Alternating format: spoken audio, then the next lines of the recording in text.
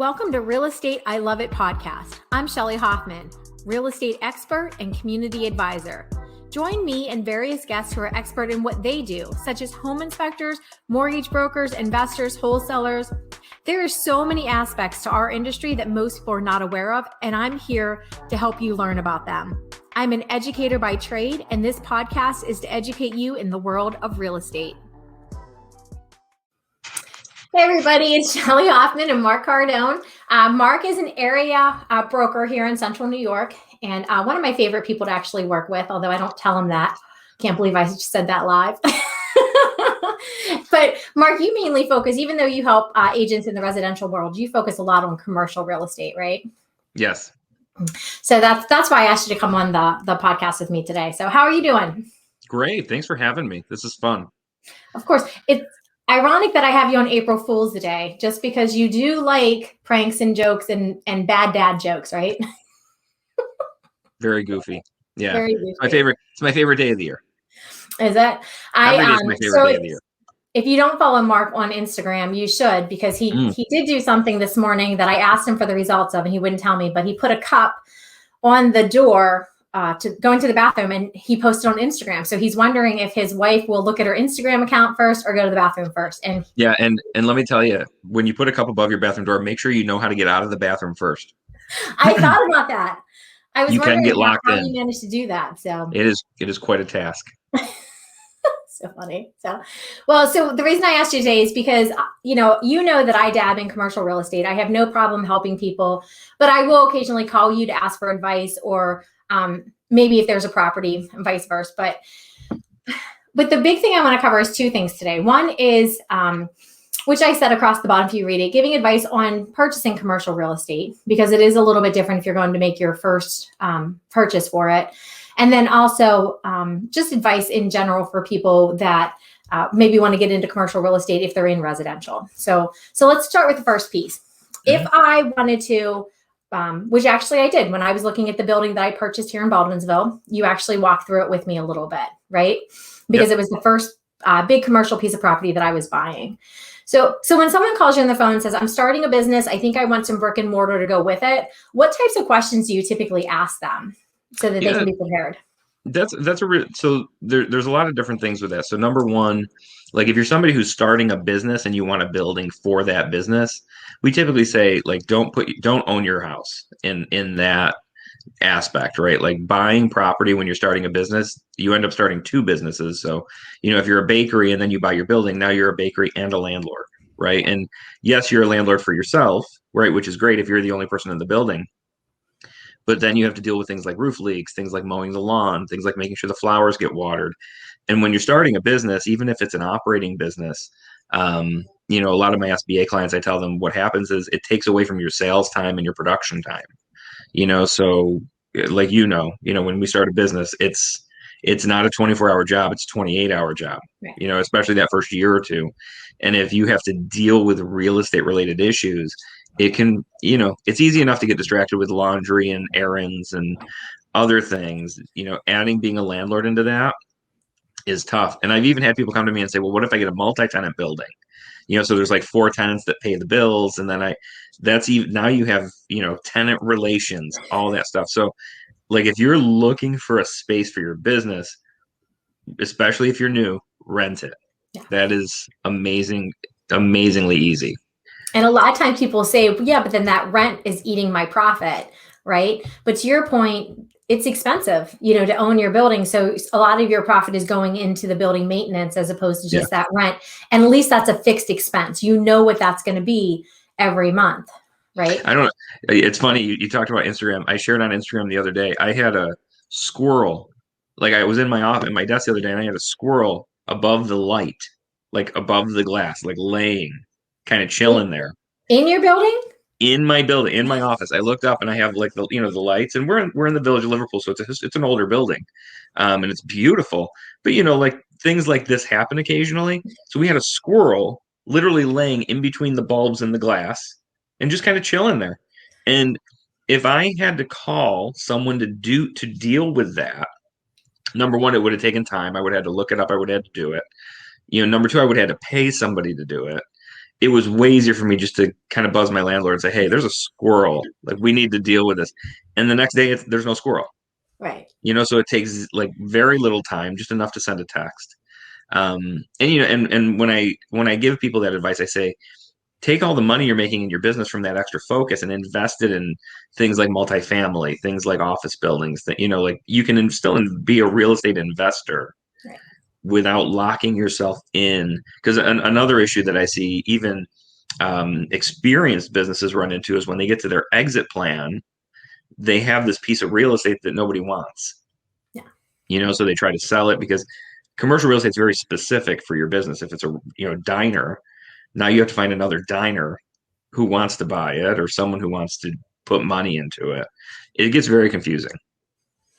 It's funny you mentioned your squirrel because I think I told you, maybe I didn't, but I do own a piece of property out on Cross Lake, and a contractor had gone in to do some work for me, and there were skunks. So now up at my camp, I have skunk traps because I received that phone call that said, "Hey, there's a skunk," Yeah. and and again, if you're a good landlord, you're going to take care of it within 24 hours. Otherwise, you're not going to have good tenants, right? Yeah.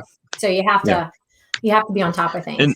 And one of the other things with real estate for business owners especially is, saying, and we've seen this happen even with like very experienced national businesses where they come in and they have a lot of struggles in upstate New York because there's just not a lot for sale.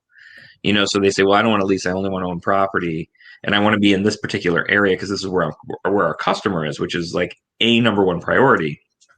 And then they end up losing out to a competitor who is willing to lease space and start making money there today, versus being a little too picky on the real estate criteria. Well, and definitely we've seen that a little bit here in Baldwinsville lately. I'm sure Liverpool as well. We want the big chains to come in here because they draw in, right? Chick-fil-A went into Cicero, and the line was blocking traffic because people want to get into that. But the traffic flow and all that comes into play. I don't know if Beeville could handle a Chick-fil-A actually going. There is one going in Clay, which is close enough for my teenagers, but totally, very close. So let's take it to the next step. Obviously, to your point, if you're starting a business, maybe purchasing that property isn't exactly what you want to do. I know that you help people find rentals as well. So let's say that they decided to rent space, and they're going to their business, the space that they love, the location of it, but the interior isn't exactly what they're looking for. There are things that you guys do in your world where you can tweak the layout, like maybe take a wall down, put a wall up, but that all gets negotiated out, right? At the beginning of the lease. Yeah, I mean, commercial real estate's very ask for everything and get limited things, right? So, if you don't ask for it, you don't get it. And if you don't ask for it, you can guarantee a landlord's not going to volunteer that they would offer it if you did ask for it. You know what I mean? Like, if a landlord says, well, geez, I've got a $10,000 budget on build out, and you don't ask for any build out, they're not going to chime in and say, well, wait a minute, though, I have this $10,000 here that I was going to spend on the build out. Maybe you will. I've met landlords who are just like that. But 99% of the time, if you don't ask, hey, what are you putting into the build out, things like that, you get nothing. Right. But one of the great things about commercial space is typically once you rent a space, you can do whatever you want to it. And even, if you're adjusting mechanicals and moving ducts and piping, you just have to give the landlord a copy of the plans, and make sure they know what's going on so that when you leave, they have some kind of record of what you did. And if you really do something weird, sometimes they want you to return it to something closer that's a little more manageable. But yeah, commercial real estate's largely what you ask for, especially when it comes to leasing. And it's, one of the reasons that that we work with the SBA is because most business owners just don't know what to ask for. They go into it thinking, well, like I know what rent is, right? Like I know it costs something. And that's kind of the joke, right? Like that's the only thing we know to speak about, right? Like I know it costs something. I don't know what else to ask. And that's usually where they get tripped up because they forget to ask about things like, lease term. They forget to ask about things like, rent increases. And then those things just get defaulted to whatever the landlord asks for later. Well, and just like in residential, a lot of times we have somebody that makes the phone call on the sign. They talk to the listing agent. They want to work with the listing agent because they feel they know the house better, but the listing agent is technically working for the seller, right? We have agency. We have a lot of paperwork, as you know, in residential through the Department of State that's not there in the commercial world a lot.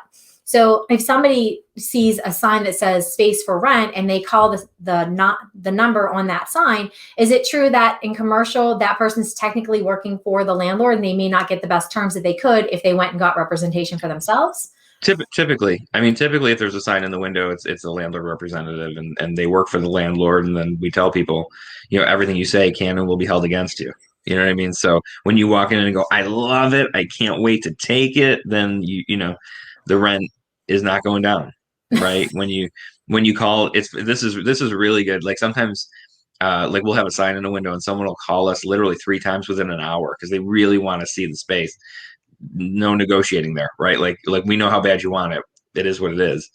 So yeah, typically when there's a sign in the window, they're working for the landlord. And agency is a big thing with commercial real estate, but we don't really have the amount of like documentation and paperwork that residential does. Really, I think really just because there's less of us, Really? and we all kind of know each other and we all kind of stay in our lane, for lack of a better word. Well, how would somebody, let's say that I put a sign on the outside of my building and I said, I have space available. Instead of somebody calling me, which, as you know, I'm probably the most, giving landlord out there. Although don't ask Tina Solomon that because she wanted to wallpaper her wall, and I was like, wallpaper's tough to come back down.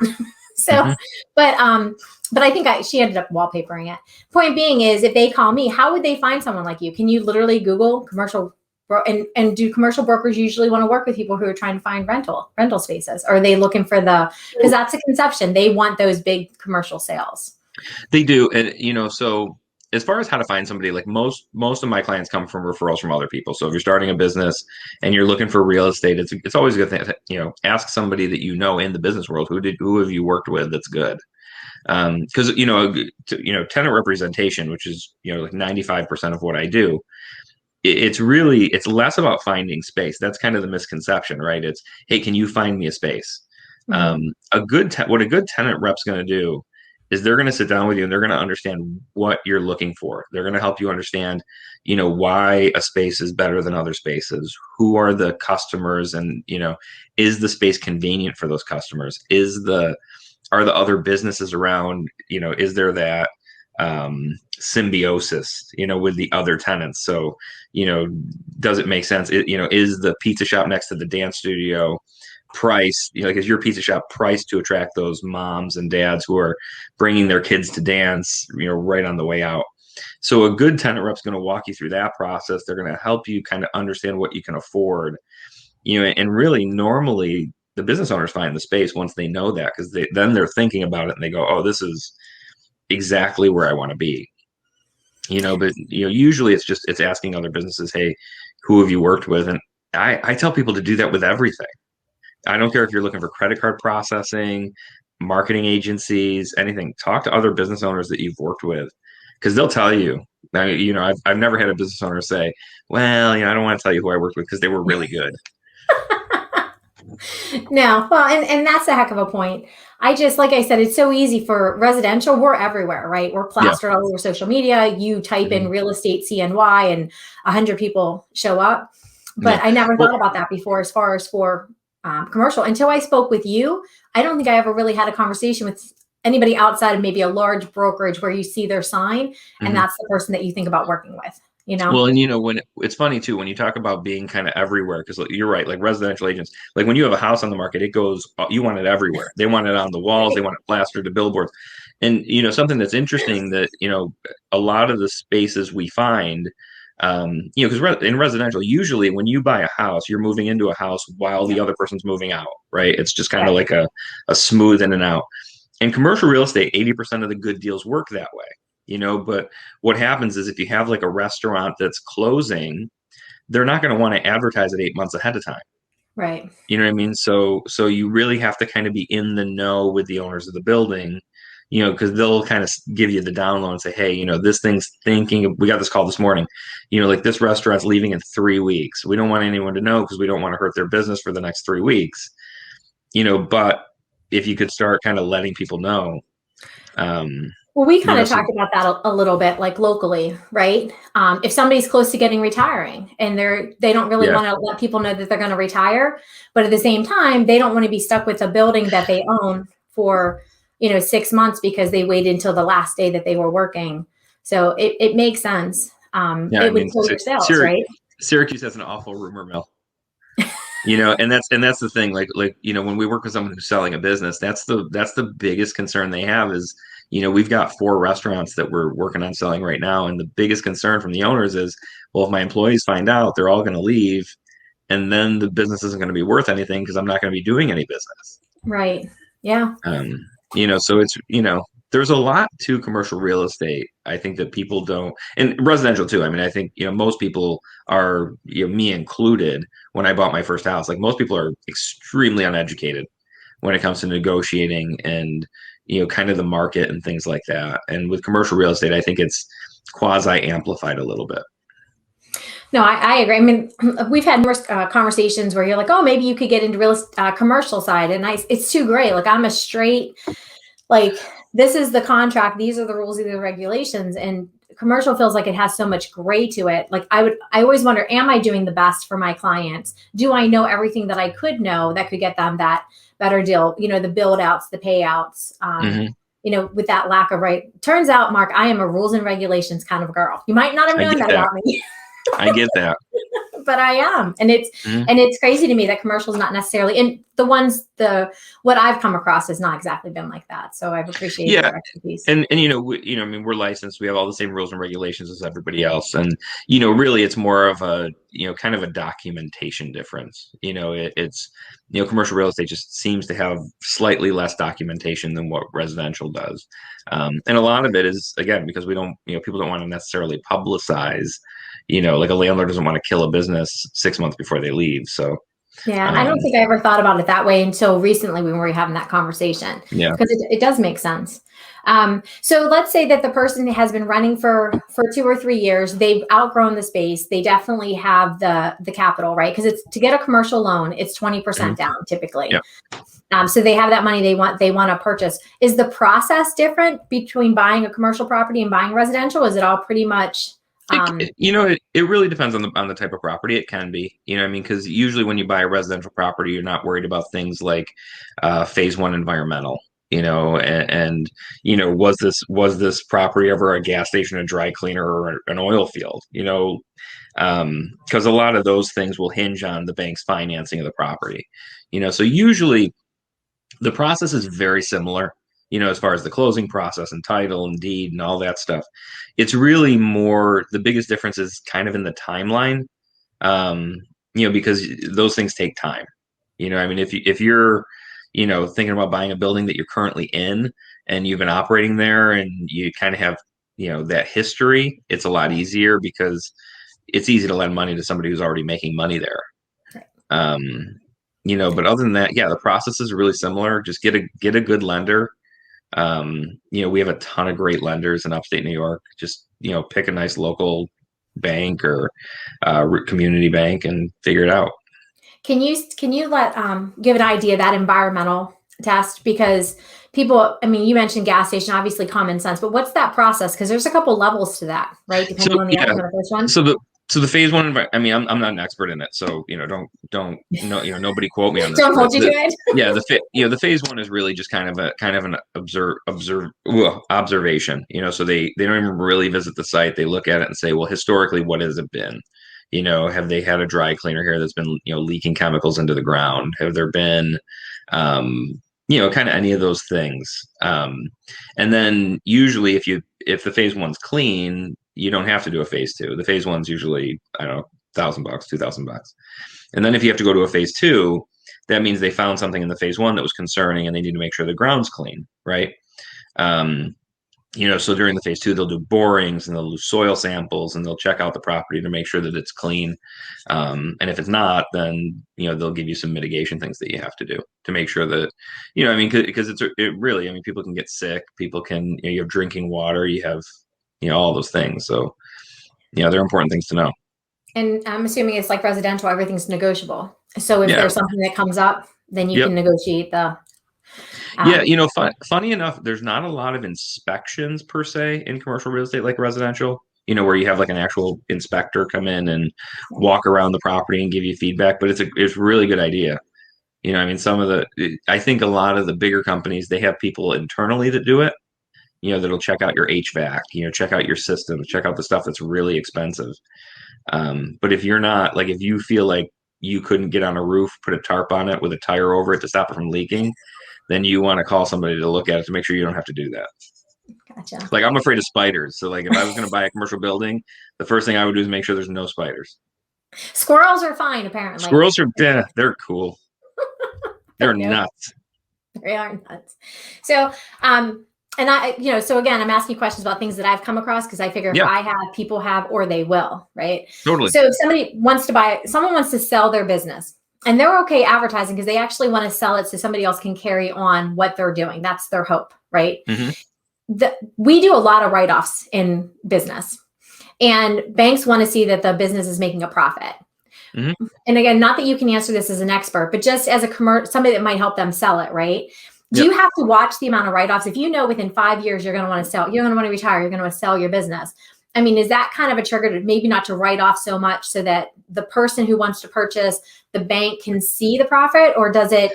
At the end of the day, the numbers are the numbers, and they should be able to see it through the expenses. It's funny. That's something that comes up a lot. Especially with like like if you own a restaurant, like restaurants are huge with this, and it's whatever that typically when you sell a business, it's based on your free cash, what comes out at the end. So if you're clearing $90,000 a year, they put a multiplier on that number, and that gives you your sale price.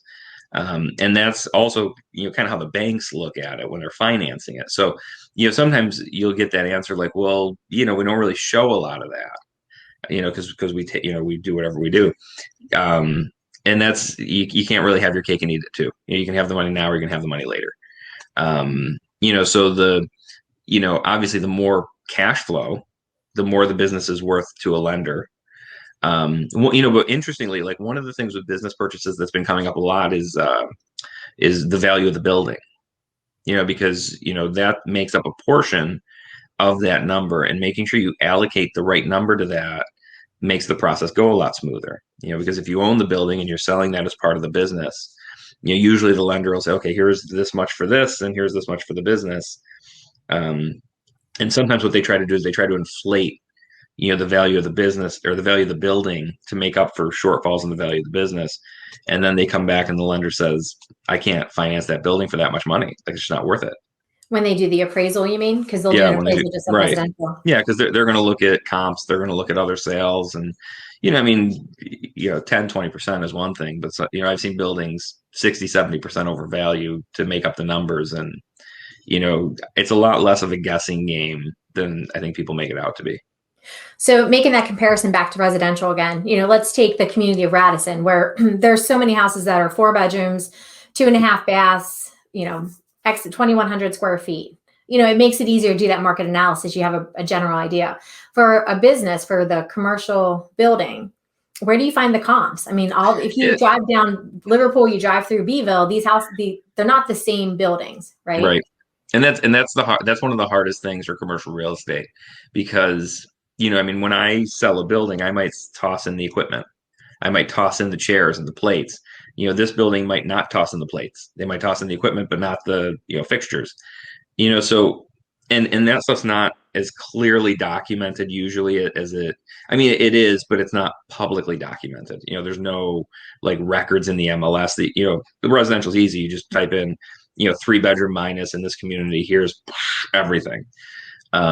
It's very time consuming, and there's not a lot of comps. So, sometimes you're at the mercy of the last deal that happened.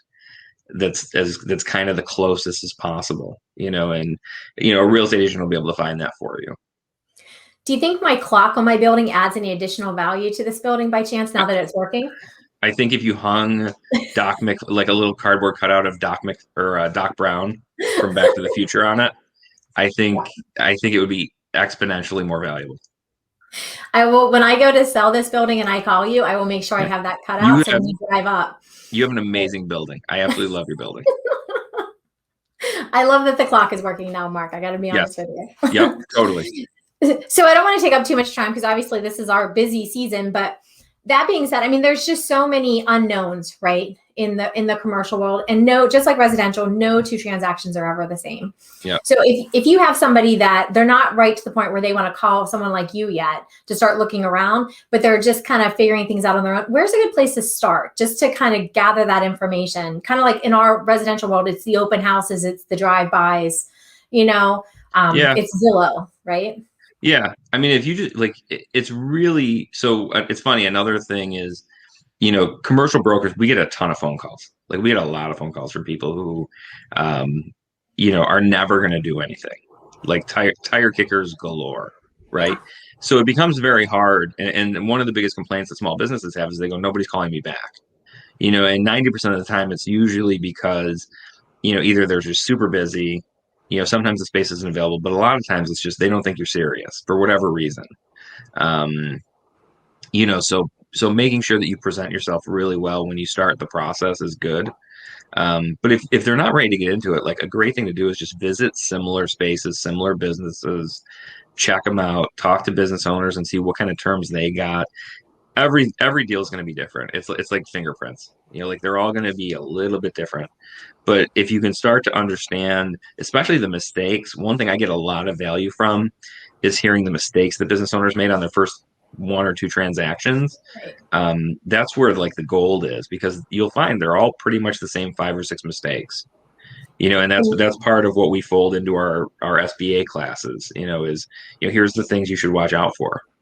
Can you give one or two of those mistakes just to kind of give that short lease terms? Short lease terms kill so many businesses. Why? They go, well, I just want a year, and then they'll get a year lease with no control over the space. Renting property is about control. Like you want to basically own that space as long as you need it.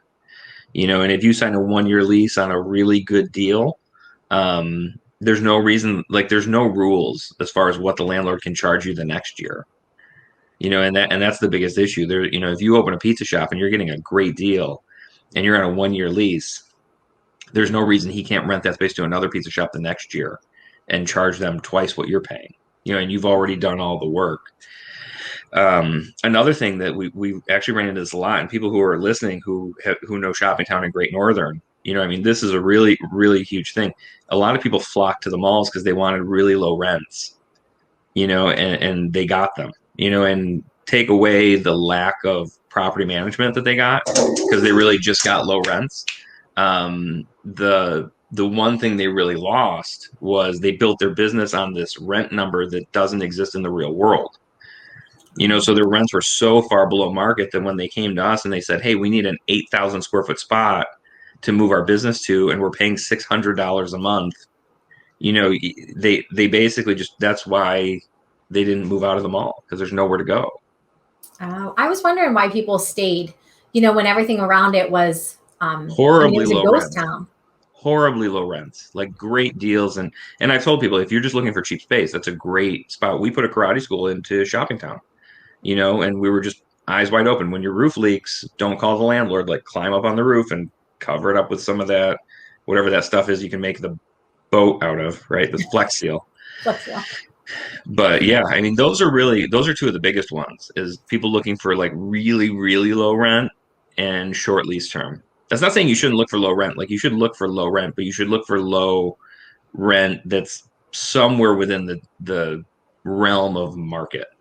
Well, it goes back to you get what you pay for, right? Yeah. In everything, not just in real estate, but in life. You go and you buy a cheap piece of furniture and you want it to last 10 years. No, it's not going to last. So, well, like I said, for those of you that are watching this on the Facebook as opposed to the podcast, I'll put Mark's information out there. But Mark, just want to, shout out your Instagram. So I know you give like tips and things like that through your Instagram account. And then that way anybody's just listening, they can have it. I'm at Mark Cardone everywhere. MarkCardone. Instagram, Facebook, TikTok, you name it, I'm there. MarkCardone.com is the website. So last question then, because you just brought up, what do you do for your TikTok account? Just kind of curious. I don't, honestly, it's funny. TikTok's one of those anomalies where you'll never actually I don't think you'll ever get customers from it, but you have from a marketing perspective, the amount of creativity that people have in their videos and editing and stuff like that, if you just snag a couple ideas, you get a great response from all the people outside of TikTok that don't use TikTok. You mean when you post it to your other social media platforms? Yeah, it's amazing. You know, like you can, I mean, I hate saying steal ideas, but there's some really creative stuff on TikTok that nobody's doing outside of there. And if you just kind of gently coast it into your branding, it's great. Really? People Well, love it. there's some social media advice along with some commercial real estate advice from Mark Cardone. Perfect. Well, thank you, Mark. I appreciate you being here today and giving us the information and your time. Hey, thanks for having me. Anytime. Perfect. So I will talk to you soon, and then hopefully we'll have you on so people can hear us soon. So enjoy the rest of your day in April Fool's Day. Enjoy it. Thank you. That's it for this week's episode of Real Estate I Love It. Be sure to subscribe and leave a review on whatever stream platform you're using for your podcast. See you next time.